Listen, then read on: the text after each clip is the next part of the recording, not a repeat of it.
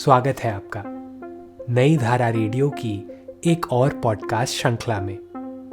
यह श्रृंखला नई धारा के संस्थापक श्री उदयराज सिंह जी के साहित्य को समर्पित है।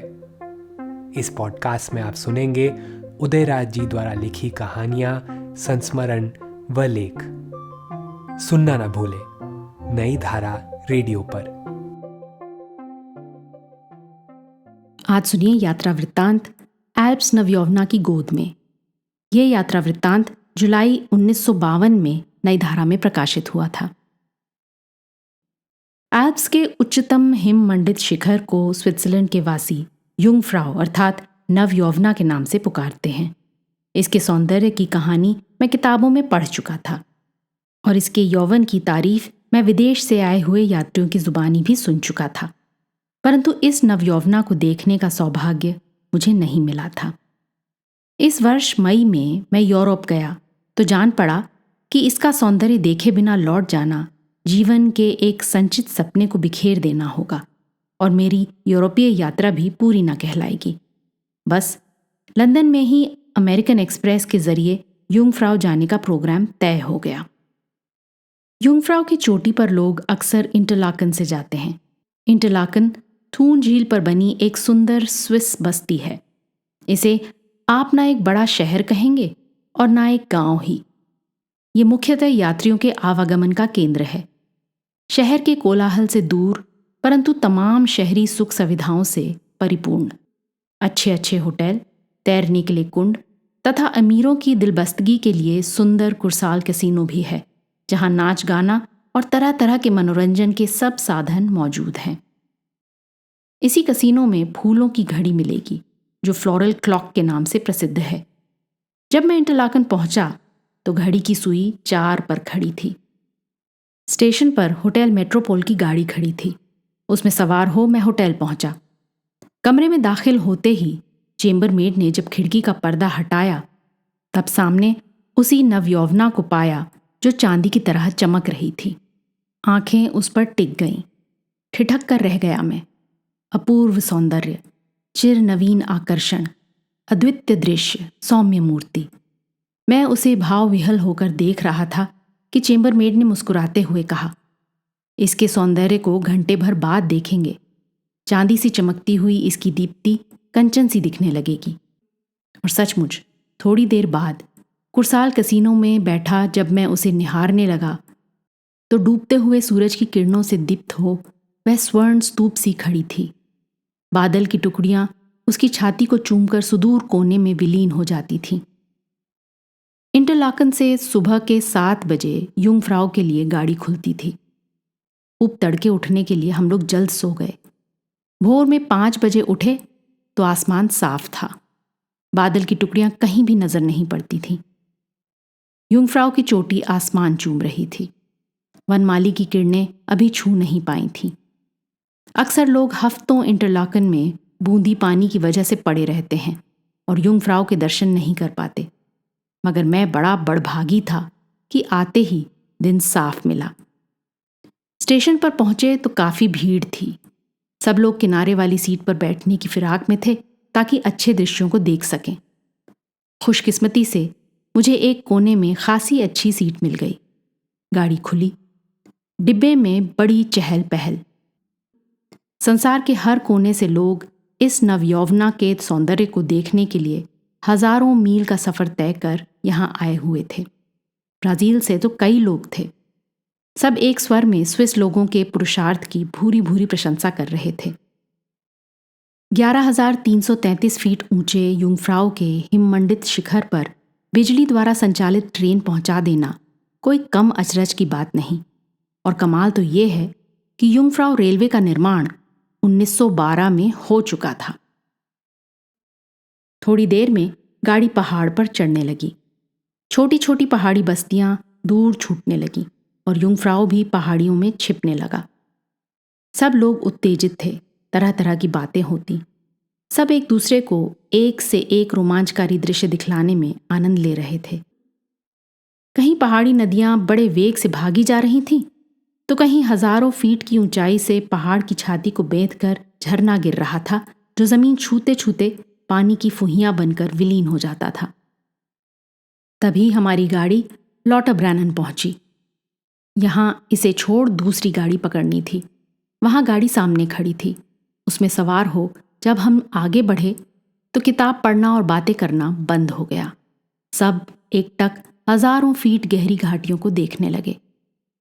चारों ओर लंबी लंबी चोटियां और गहरे खड्ड, और हैरत होती पीछे छूटती हुई रेल की लाइनों को देखकर, जो पहाड़ों पर बिल्कुल खड़ी पड़ी हैं, जरा भी ढालू नहीं।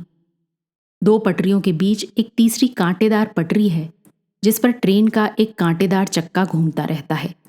इसके कारण ब्रेक बड़ा मजबूती से लग जाता है। ये ट्रेन बिजली से चलती है।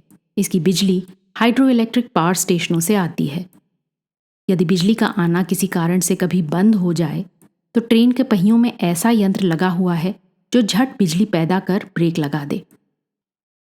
घाटियों को हम देख ही रहे थे कि हमारी गाड़ी एक सुरंग में घुस गई और उसे पार कर जब बाहर आई तो एक खुले स्थान में पहुंच गई, जहां से युंगफ्राउ फिर साफ साफ दिखने लगा। इस जगह को लोग वेंगन कहते हैं। वेंगन से वेनगरे एल्प और फिर यहाँ से शेडविक का दृश्य बहुत ही मनोरम दिखता है।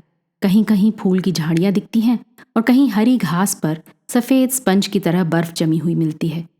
ढालू ज़मीन पर बर्फ गल गल कर पानी की धारा बनकर नीचे बहने लगती है। फिर धीरे से कान में बर्फ की छोटी छोटी चट्टानों के टूट कर गिरने की भी आवाज़ सुनाई पड़ती है। शेडविक स्टेशन पर जब गाड़ी पहुंची तो स्टेशन के चारों ओर काफ़ी बर्फ जम गई थी। एक जगह तो बर्फ काट कर ट्रेन चलानी पड़ी। हम 6772 फीट पहुंच गए थे। हवा में काफ़ी कनकनी थी। यहाँ फिर गाड़ी बदली गई। यहाँ से आइगर, मोन्यू और युंगफ्राउ की चोटियाँ दिख पड़ती थीं। आधे घंटे के बाद ग्रिंडलवाल्ड से एक दूसरी गाड़ी, जिस पर से युंगफ्राउ जाने के लिए बहुत यात्री उतरे। शेडविक छोड़ने की थोड़ी देर बाद हमारी गाड़ी सुरंग में घुस गई। ये सुरंग 5.5 मील लंबी है और इसके ऊपर बर्फ जमी रहती है। इसके अंदर 5 मील प्रति घंटा की रफ्तार से ट्रेन चलती है। सुरंग में घुसते ही सारा दृश्य लोप हो गया और अंदर की एक सारता को दूर करने के लिए ब्राजीलियन परिवार ने गाना गाना शुरू किया। खूब मनोरंजन रहा। एक दूसरे से सब हंसते बोलते रहे। फिर हम अंदर ही अंदर से आइगरवॉल स्टेशन, जो 9400 फीट की ऊंचाई पर है, पार कर आइसमर, जो 10,368 फीट पर है, स्टेशन पहुंचे। आइसमर स्टेशन से जब गाड़ी खुली तब सुरंग ही सुरंग। कुछ मिनट बाद युंगफ्राउ टर्मिनस स्टेशन पर पहुंच गई, जो यूरोप का सबसे ऊंचा रेलवे स्टेशन है। ट्रेन से उतरकर हम लोग दूर के दृश्य को देख रहे थे। युंगफ्राउ का शिखर बर्फ से बिल्कुल ढका था। नीचे 15 मील लंबा ग्लेशियर था, जो यूरोप का सबसे बड़ा ग्लेशियर है। इस बरामदे में फोटो के पोस्टकार्ड खूब बिक रहे थे। लोग उन्हें खूब खरीदते और वहीं चिट्ठी लिखकर युंगफ्राउ पोस्ट ऑफिस में डाल देते थे। धूप के चश्मे तथा चॉकलेट भी बिक रहे थे। बर्फ इतनी चमक रही थी कि बिना धूप का चश्मा पहने आंख उठाना मुश्किल था। वहां से हम लोग लिफ्ट के जरिए 4 मंजिले पर पहुंचे और 2 स्विस फ्रैंक देकर बिजली की बत्तियों से जगमगाती हुई एक बर्फीली गैलरी के अंदर घुसे, जो ऊपर की बर्फीली प्लेटों से 65 फीट नीचे है। यह बर्फीली गैलरी काफ़ी लंबी है। कुछ दूर अंदर जाने पर एक बर्फ ही की मोटर गाड़ी मिली, जिस पर स्विस झंडा फहरा रहा था। उसके बाद एक बर्फ का रेस्टोरेंट मिला, जहां बर्फ की कुर्सियां, मेज, गिलास और फूलदान इत्यादि रखे थे। आगे बढ़े तो वह गैलरी दाहिनी तरफ मुड़ गई और हम वहां पहुंचे जिसे लोग बर्फ का महल पुकारते हैं। बर्फ का फर्श इतना चिकना है कि मैं यहां पहुंचते ही धड़ाम से गिर पड़ा। बर्फ के महल में बड़ी सर्दी थी। मैं उसका एक चक्कर लगाकर लौट पड़ा। कुछ लोग रेस्टोरेंट में बैठे मनोरंजन कर रहे थे और कुछ गाड़ी पर सवार थे। गैलरी से निकलकर लिफ्ट के नज़दीक आया तो गाइड ने बाहर प्लेटों पर जाने के लिए इशारा किया। बाहर निकला तो पैर और भी फिसलने लगा। 5 गज गया होऊंगा कि फिर फिसला और जान पड़ा कि यदि मैंने चलने की और कोशिश की तो सीधे ग्लेशियरों में गिरकर गड़ जाऊंगा। ऊपर जाने का रास्ता इतना पतला था कि मेरे जैसे नौसिखिए के लिए यही हाल होकर रहता। मुझे बीच में पड़ा देखकर एक जर्मन दंपति मेरे समीप दौड़ आए और मुझे पकड़कर ऊपर चढ़ने लगे। वे बर्फ पर बड़ी आसानी से चलते थे और उनका जूता भी कांटेदार था। ऊपर का दृश्य महान था। हम जमीन पर प्रकृति का रूप देखते हैं, परंतु हिममंडित चोटियों पर पहुंचकर हम प्रकृति का स्वरूप देखते हैं। हर अंचल में बर्फ, हर दिशा में विशालता, महानता। सबसे ऊंचे स्थान पर स्विस राष्ट्रीय झंडा फहरा रहा था।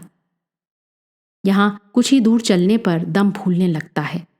हवा इतनी पतली हो गई थी कि सांस लेने में कभी कभी तकलीफ होती थी। मेरे नए जर्मन दोस्त सहारा देकर मुझे नीचे लाए। फिर हम स्फिंक्स सुरंग में घुसे, जहां बाईं ओर एक लिफ्ट लगी थी।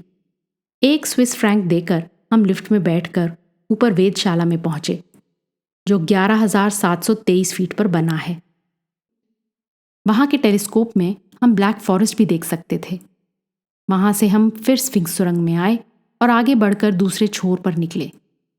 यहीं एक स्लेज में जुते ध्रुव प्रदेश के कुत्ते खड़े थे। इसी गाड़ी पर बैठकर यात्री स्लेजिंग का मजा लेते थे। वहां से लौटकर हम फिर उसी बरामदे में पहुंचे जो स्टेशन के सामने है।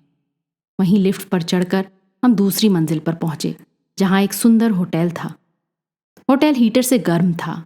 सभी टेबल भरे थे। बड़ी मुश्किल से हमें एक सीट मिली, जहां से हम युंगफ्राउ का सारा दृश्य देख सकते थे। होटल में बहुत अच्छा खाना मिला। ऐसा लगता था कि किसी बड़े शहर के नवीनतम होटल में बैठा हूं।